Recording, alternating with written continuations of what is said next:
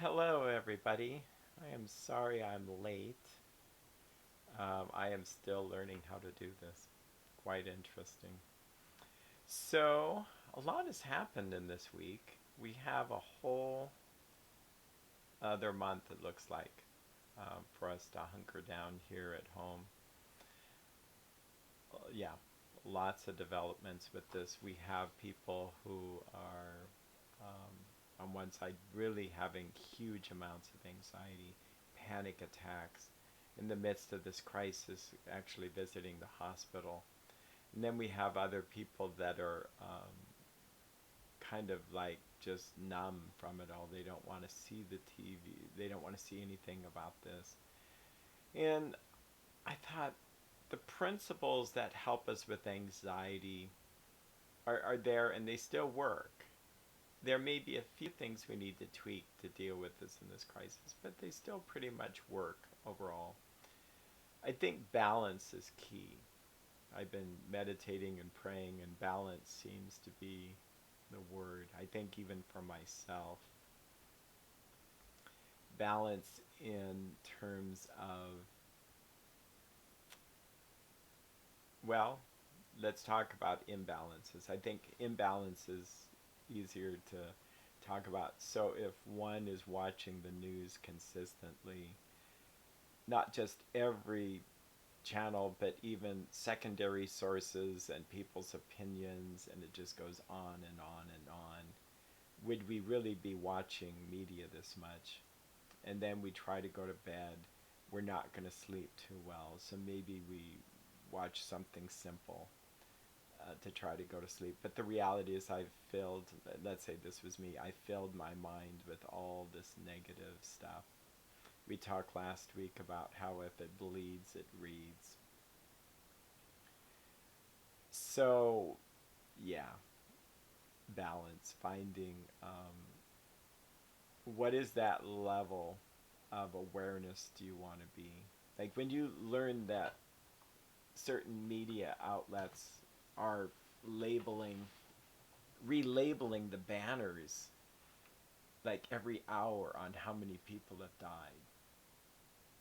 Are, I guess the question is, are we being manipulated?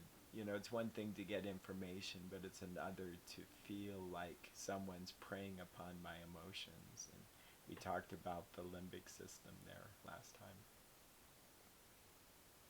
So if you pick the certain things you want to learn about and focus on when you're going to watch that. Like, when do you want to get this news? Do you want to get it while you're eating? Is this going to cause digestive issues? Or do you want this right before you sleep? Do you want it early in the morning? I find somewhere in the middle of the day, maybe early afternoon, I learn about the events that have happened. And I do touch back in at night again.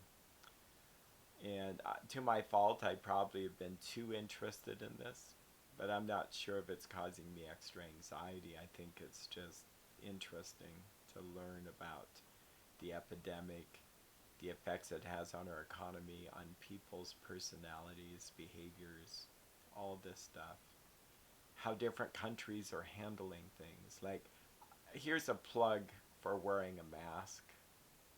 I do believe that um, the countries that have the lowest rates of infection and lower deaths are wearing masks when going out in public, when they go shopping, when they go out in public transit, etc. Now, no one's really going out, but I'm going to be wearing a mask. And this sounds negative against our government, and I'm not here to put down. This is what they've suggested is that. And I'll put links to them in the description. This scientist and doctor in South Korea says, look, there's not enough masks in some of these countries to go around, so they're not wanting us to hoard masks when the healthcare providers need it. I think a better way to say that is, if that were true, just say, look, think about giving up your mask for someone. in the front lines. I think that's wise, rather than to say that it doesn't really have any effect. If you just look at the numbers, it has an effect. And there's some really good videos which I'll post. So we have the World Health Organization telling us this. We have the CDC telling us this, that wearing a mask does not protect you from it. And then we have other doctors in countries where it's really low saying, no, it actually does protect you.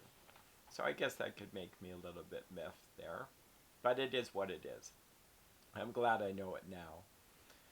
There's a viral video about a doctor who, and I'll list his name below, who is showing how to clean groceries. It makes sense. If you believe the CDC and the people that are saying that the virus can live for 3 hours on metal, 3 days on metal, 3 days on plastic, and I've heard anywhere from an hour to 24 hours on cardboard. When you go to the grocery store, you're going to pick up items that are bottles. So the person who loaded that in the last 3 days could have germs and not know it has the coronavirus.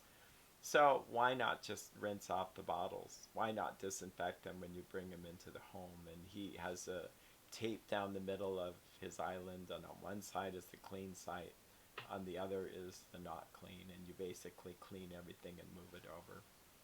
It seems tedious, it seems a little OCD, but here's the thing. What's the worst that could happen for doing that? Nothing. The best that could happen is it protects you and actually you from spreading it to someone else. It's really not that much trouble to follow those kind of guidelines. This guy is a family doctor, and I think people are buying into it.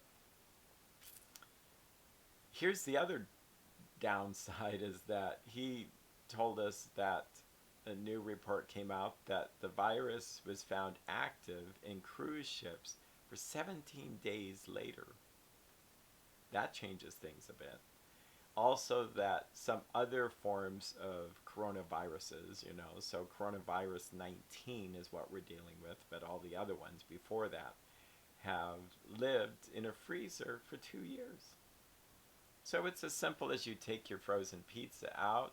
Who knows who's touched that? It's kept nice and frozen in the grocery store there, so whoever touched it could have the virus on there, and then you take it, put it in your freezer. Now you're growing. It sounds horrible, and here this is supposed to comfort you, but you could be growing the virus in your own freezer and not know it. How does the comfort come into this? Well, I'm going to tell you. Maybe you just follow the directives. He says, make your own wipes, sanitizer spray, paper towel, get it saturated, and then you're good to go. Or take it out of the box. Okay? So, I think that's good. If I adapt to this, if I just get used to that this is what I'm going to be doing for a while, less stress.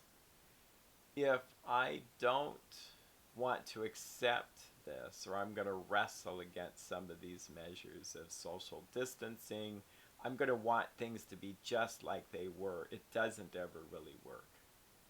I've been a therapist for 30 some years, and in my own life I can testify both personally and professionally that the more we're able to adapt to a situation, the less stress we have. If you have the skills needed to be able to deal with the stressor, you do well. If you don't have the skills to deal with that, it's stressful. In fact, that's what's happening at the hospital. If our hospital system, the infrastructure, our government had everything we needed, this would be a less stressful event. If we aren't prepared for this, this is hitting us like a ton of bricks. It's going to be heavy. And I think each day, on a positive note, we are getting stronger and stronger and stronger and more resilient. I think it's similar to like an immune system that we have. It's like the whole earth is being infected, And the earth and the population of the earth and God's creation is going to respond to this by upping its ante to be able to fight this.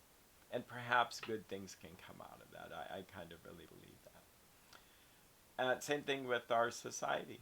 If our society isn't prepared for certain things, we're going to have troubles. If we get a dose of this, it affects us in a big way.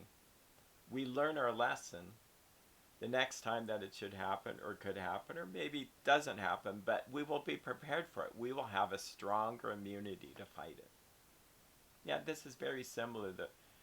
It's similar to all kinds of mental health, that if we have strong beliefs that we'll get through something, we'll do better.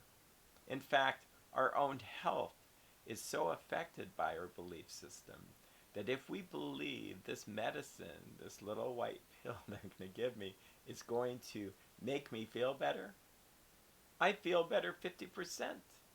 I feel better when the doctor's writing out the prescription. Yeah, no, that's the amazing thing about the human body, is that our belief system really does affect our neurology. Now, is there a nocebo? I just mentioned the placebo effect.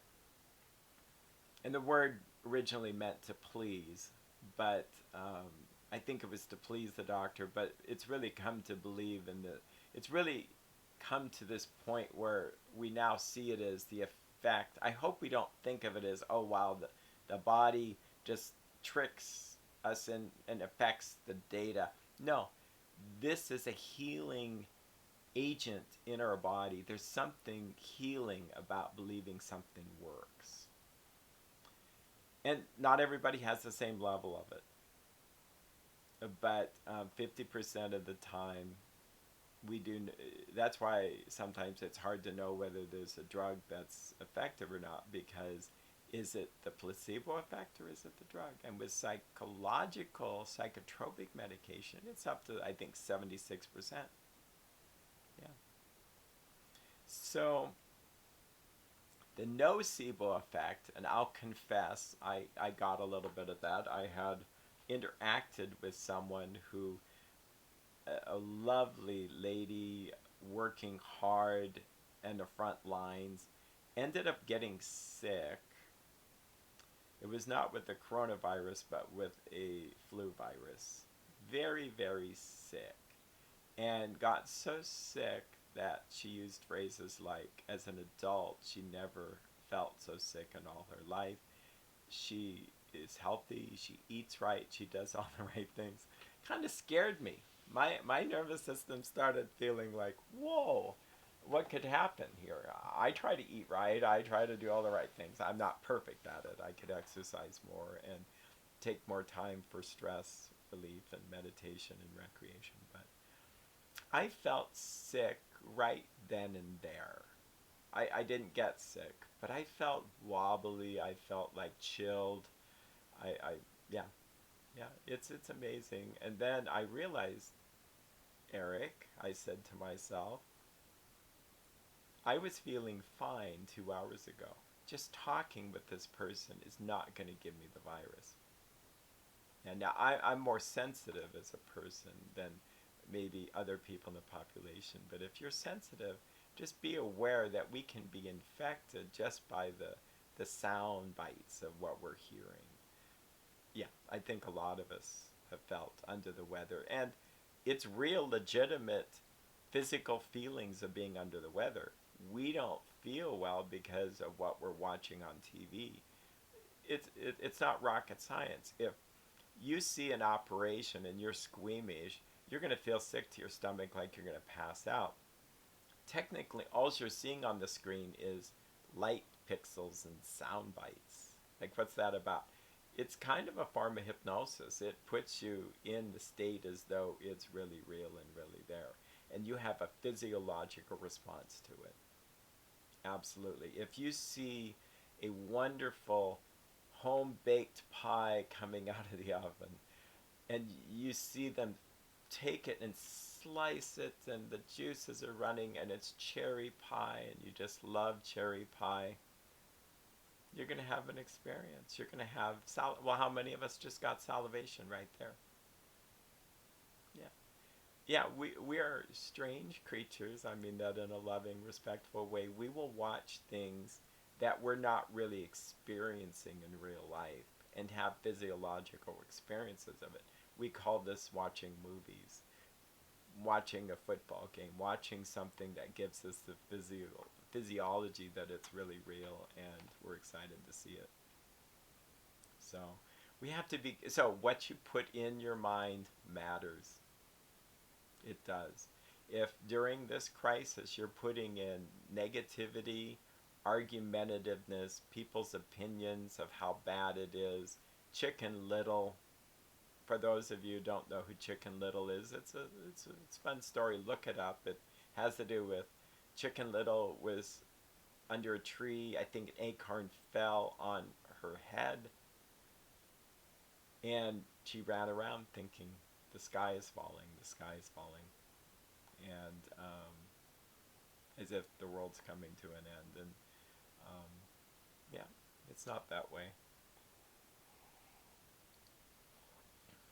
Some of us have been, and I think this is interesting. I've dealt with a lot of people feeling really kind of embarrassed that they didn't take the virus more seriously.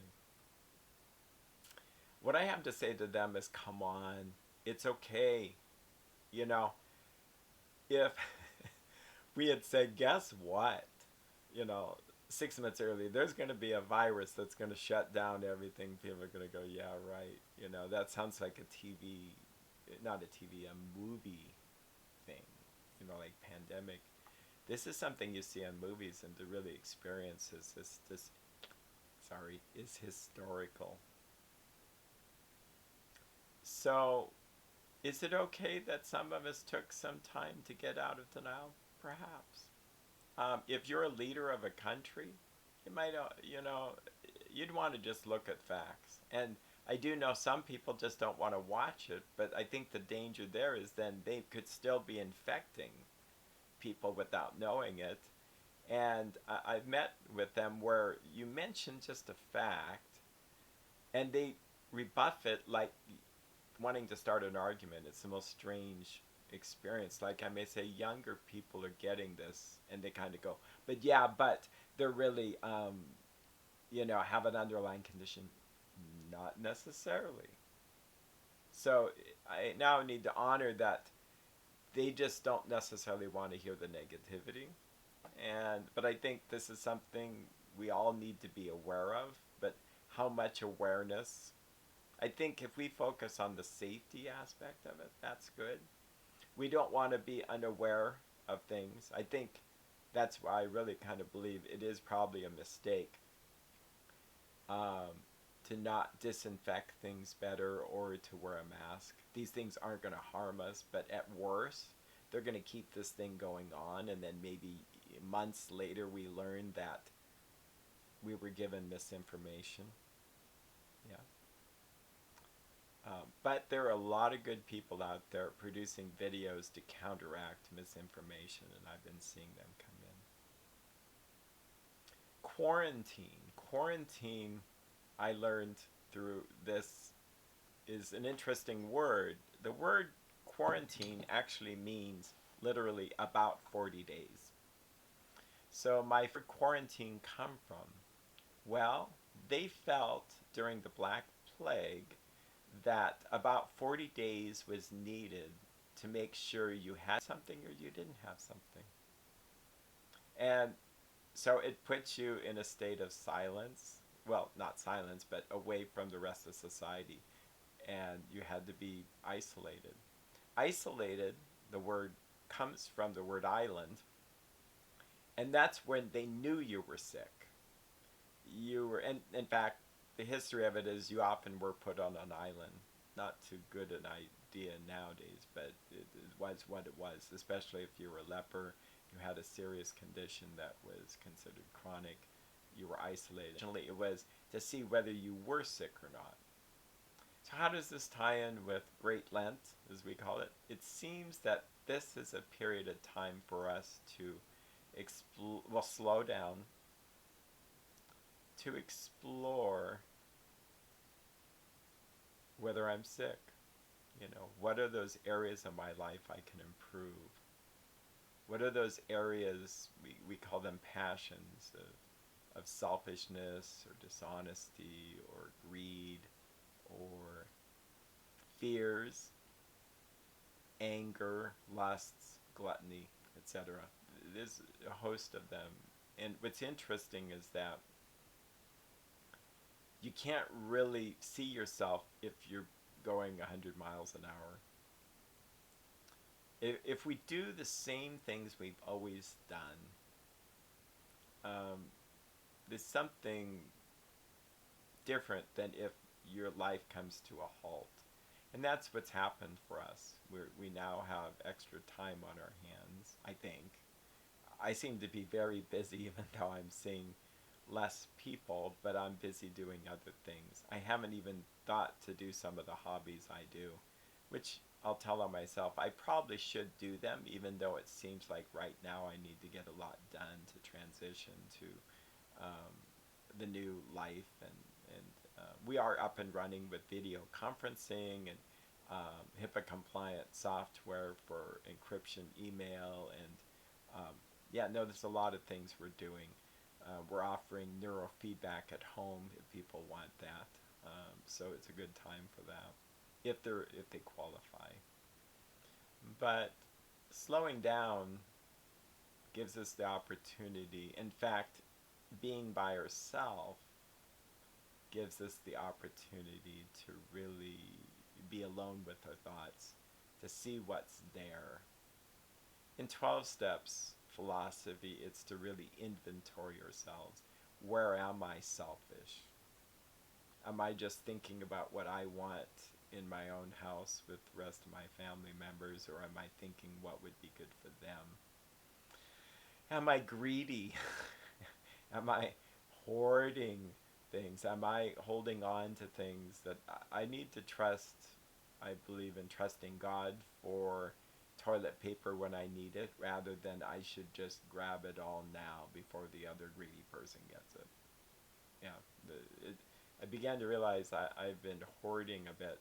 And if you looked at our supply, you would go, well, it's not terrible. But do I trust that it'll be there in 2 weeks?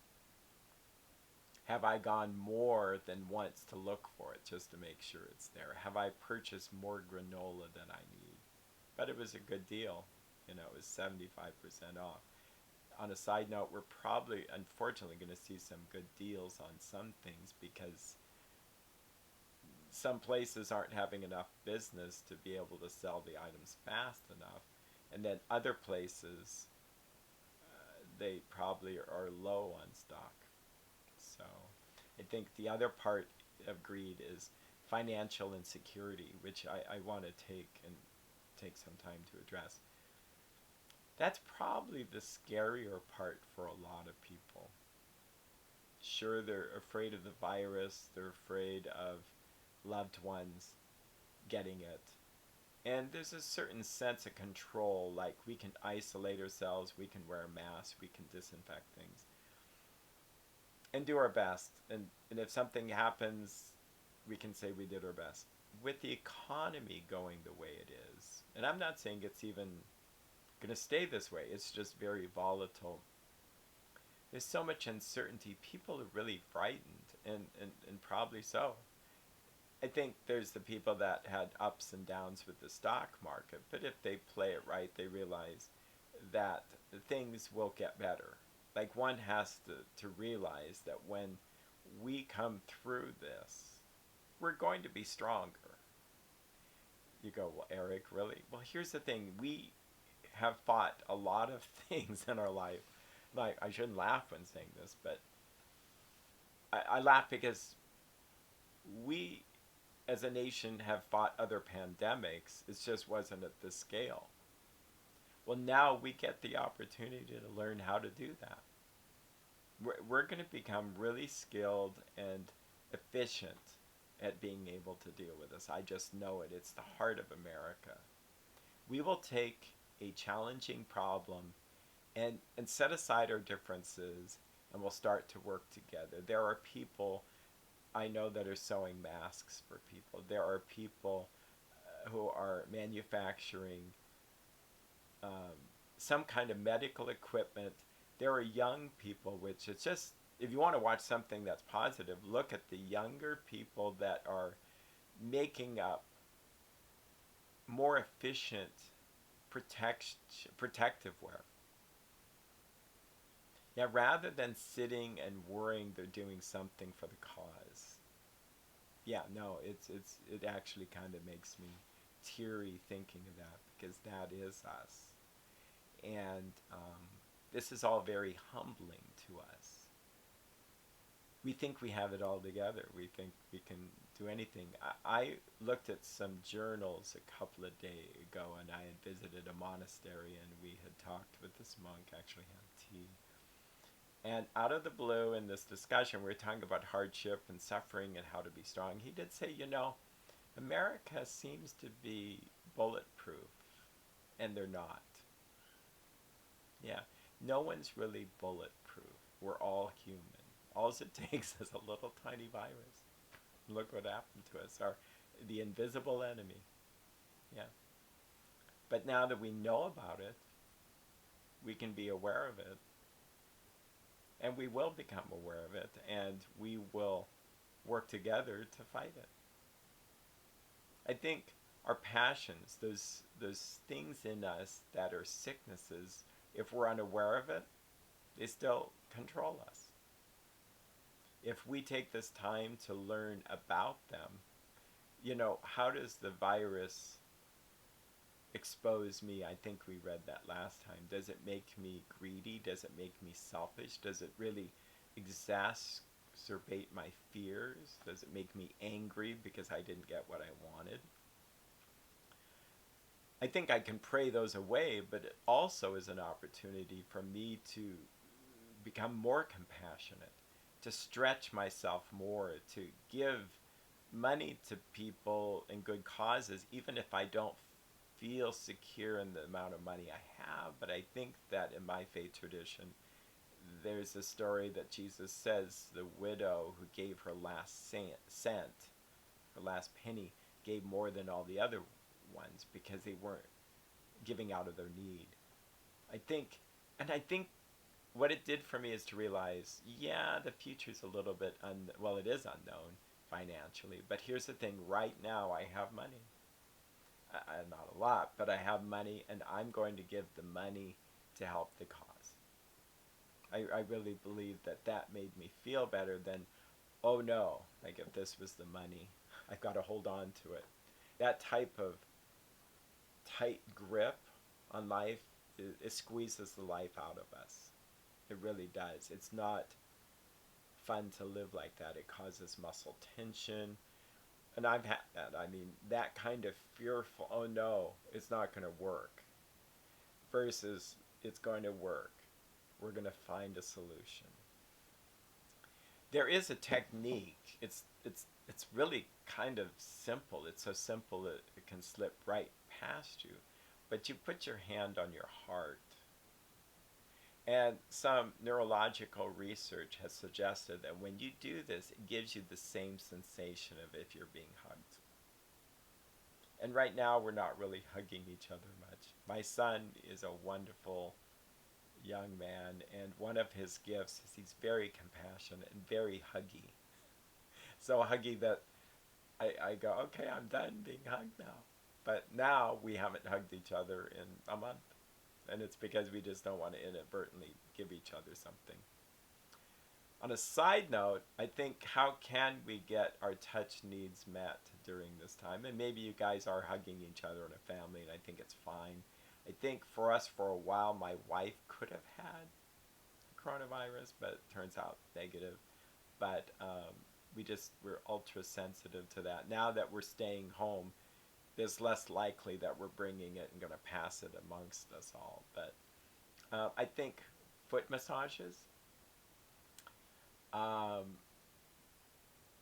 there's a lot of things we can do that would, help us feel connected and calm down. And of course, I think parents should hug their children like you would a child. In fact, that's the technique. you talk to yourself as if you're a very loving parent. You love the child and you want to help calm the child down. And when we misbehave often, it's we've regressed. If we're really frightened, we're not really acting old, or we're acting quite young. And some of us have experienced trauma from our youth. And this is triggering all that. Others, when we get mad, angry, throw a tantrum, any kind of name calling, you're a pig, all kinds of mean things, we're probably regressing. We're not acting as adults. We're not using the front part of our brain. We're using this limbic system and we just react. So if we can stay adult-like, that's another technique where it's like I'm 57 years old. I'm not 14. And when we feel insecure, nervous, scared, we often regress. But in this technique, the adult, loving, parental part of us calms ourselves down. And it may seem extremely silly, but it really, really, really works. I have yet to a person tell me that was a ridiculous exercise. No, it always seems to work. Why? I think it's because we're so neurologically programmed for relationship. And our parents, most likely than not, did say things that comforted us. And maybe, unfortunately, there were some parents out there that never said a kind word to their child. But for the most of us, even if they were really challenging parents, they did say some kind words. And when we say, look, it's going to be okay. It's going to be okay. This is new. That's another thing we'll talk about. This is new, but new doesn't have to be scary. It was new when we went to school. We didn't have any understanding of how to go into a classroom by ourselves to be apart from mom and dad. And we're now going to have some other adult tell us what to do and other kids. It was just so new. But that's all it was. We did it for a week or two or three or four. Pretty soon you get used to it. Having to give a speech, new. Yeah. You give enough speeches, you're going to get over it. I feel already better. Like last week I was quite nervous. Yeah, I'm feeling better. Why? Because I'm used to talking to people, not a video of myself. And in doing a lot of teleconferencing, I've noticed a lot of people are really quite shy. And they come right out and say, is there a way to turn this video so that I'm not seeing myself? And I knew a therapist person who said, maybe we should look at ourselves. Yeah, and maybe we should. It's a new experience. Okay? Being a parent. My daughter and son-in-law have a dog. It's a new experience. I don't think they're frightened about it, but it's new. Yeah, and it's building neurons in their psyche to get up in the middle of the night or to help their little dog, which really is adorable. Yeah. So new things can be scary, but telling yourself, we're going to get through this. We are going to be stronger. And I think as a nation, as a world, as people, we can choose to be stronger if we want. I really believe that. We just need to get out of the fear zone. I talked to my aunt yesterday. She was kind of sad. She works helping small businesses. She's a CPA. And I just never realized. She says they're basically falling apart and crying because what can be done. And I had heard through someone else that said, and there's probably, I said, get an internet presence, get gift cards. Say, look, I will sell gift cards, I will give you a haircut, or I'll give you your meal later, but could you just support me right now? And I get teary-eyed thinking about this because I jokingly said, I'll drive across the state to help some. Well, I won't now, But yes, if I knew a fellow business owner were struggling, I will buy a gift card and maybe they don't survive, but I would rather risk it and get that haircut later. Yeah, I think that's what we need to do is to quickly adapt and become resilient. It warms our heart, when I get teary, this isn't it's not tears of oh no, we're all going to die. It's more like I feel that good things are going to come out of this, that we're going to feel stronger. And that's what I'm big on. I mean, that's what I mean, the counseling practice I have is called New Hope Counseling, and I have to admit it feels a little bit, I don't know, I just won't say the words, but if I try to describe what I want to offer people, it's that. And why new? I could just say Hope Counseling Center, and maybe that would have been a choice. But I think people have a certain level of hope, but a new hope is sometimes what we need. We need a fresh approach, a refresh of the computer screen to help us really know we can get through this. I had people with panic attacks going to the emergency room. So what do there? You help us all set aside all these burdens. There's usually too many things going through the door at once. And you just start setting aside, look, we're not going to think about the coronavirus. We're just going to think about where you right now. We're going to have you take a couple of deep breaths. And if they tend to hyperventilate, then we're going to help them not breathe so much. We're going to focus on what they know to be true, what beliefs they have about the universe or about themselves that are comforting. Have them write those things down. I read a book by an author, I think it was Henri Nouwen.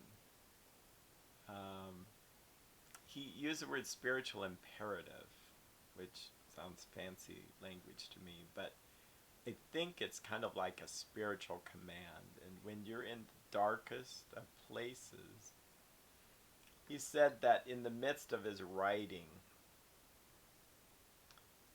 he was writing a journal about some of the darkest things he had faced.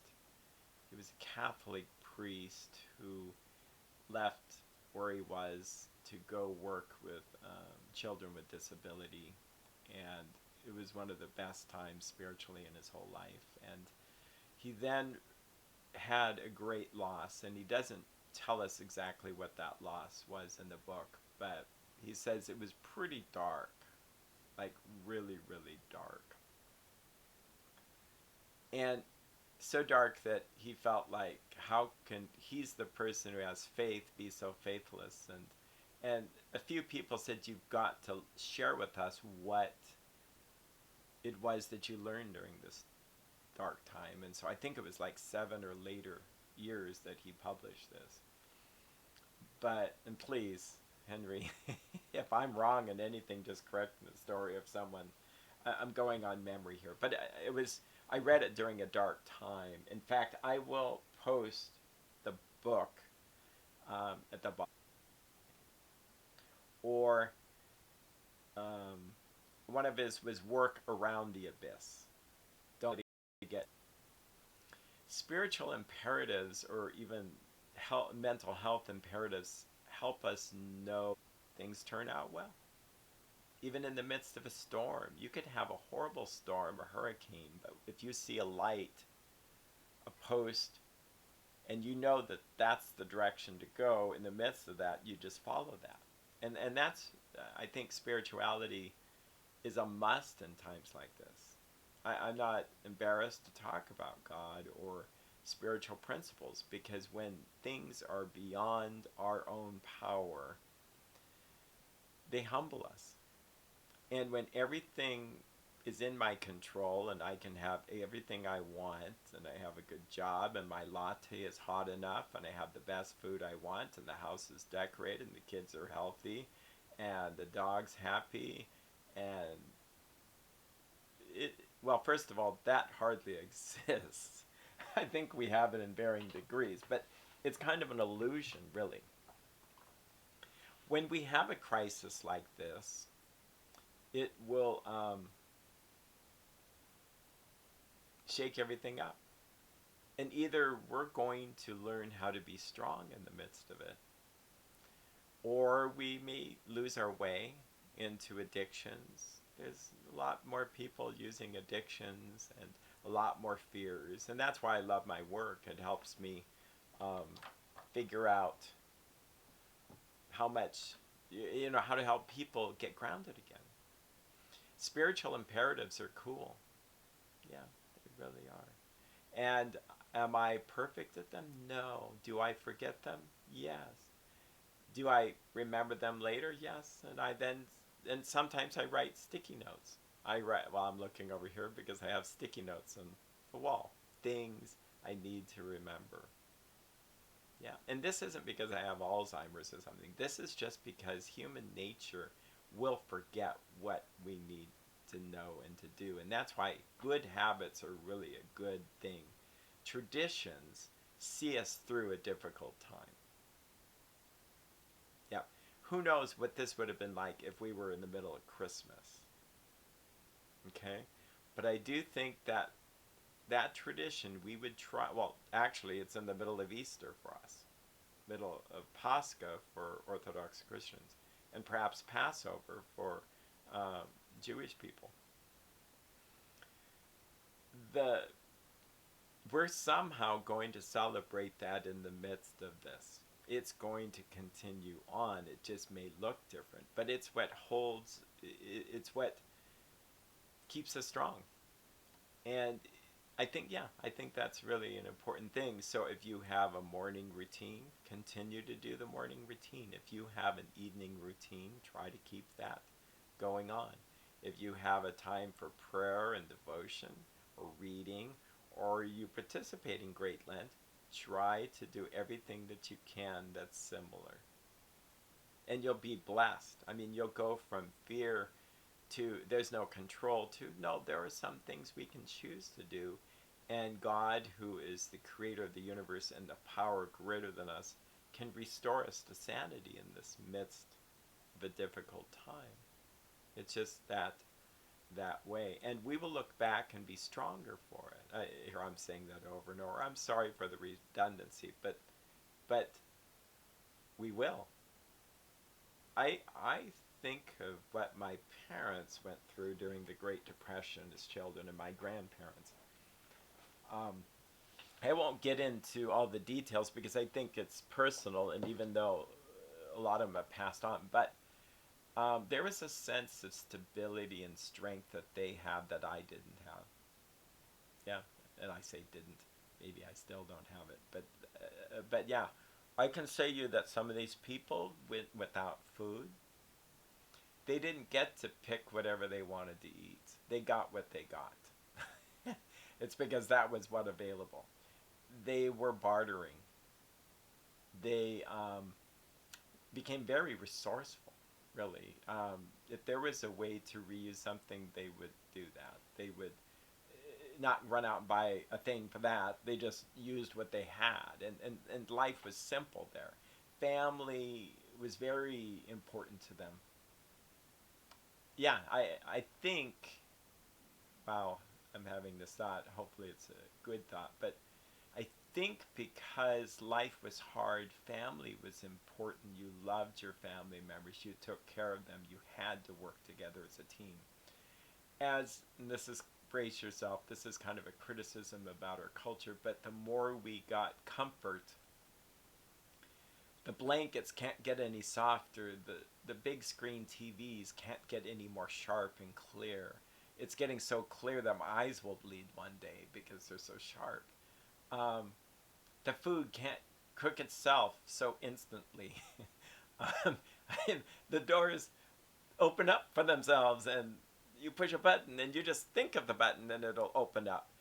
You get what you want just so quickly that I think it's maybe caused our brains to be a little bit more selfish. And And food has gotten sweeter, actually. And Christiane Northrup, a doctor who mentioned this in a documentary, I think called Fed Up, about sugar, said that sugar actually makes us more selfish. And it's like, really? I thought that was a bit of a stretch. But looking at brain scans, and it's like, oh my gosh, that instant gratification that sugar provides, and too much of it has made us kind of soft, made us selfish. And to be able, and this is going to sound negative, but I think sugar is added into everything, because if the ketchup or the tomato soup or the pancake mix has just a little bit more sugar, we're more likely to buy it than just plain old pancake mix without the sugar and you add it yourself with the syrup. So this could cause us to be less selfish. I I've heard some concern that people might, after 4 weeks, 5, 6, 7 weeks of containment, that people will go stir crazy. I am hopeful that, thank God for technology, that we're going to learn how to use teleconferencing better.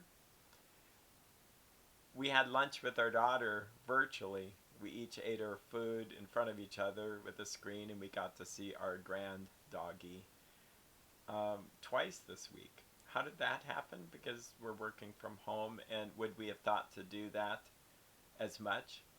Maybe not. She was in Ireland for a while, so we learned to Skype then. So I think good can come out of this. I really do. And I guess what I would encourage you to do, and I suggested this last week, is really ponder what good in your life that you can get from this. How are you going to be stronger as an individual? Will you be more kind? Will you be more patient? By the way, patient. This is going to cause us to be more patient. Will we be more creative and innovative and effective in terms of coming up with solutions? I can't see how we wouldn't want that. More flexible in our thinking, to figure out, I'm used to selling this product and its food, and what can I quickly turn around and make that people will want? Yeah. I think good can come out of this. So I apologize if anything I've said has been offensive or hasn't helped you. Had technical difficulties today. I'm still learning how to get these things started. It's a little bit more complex than it looks, but anyway. Well, I wish you a great week. We will see you next week at 6 p.m. on Pacific Standard Time. If you like any of this, you're welcome to subscribe to my channel. I do have other videos there on addiction, recovery, anxiety, and stress management. With that, I wish you well, and you take care.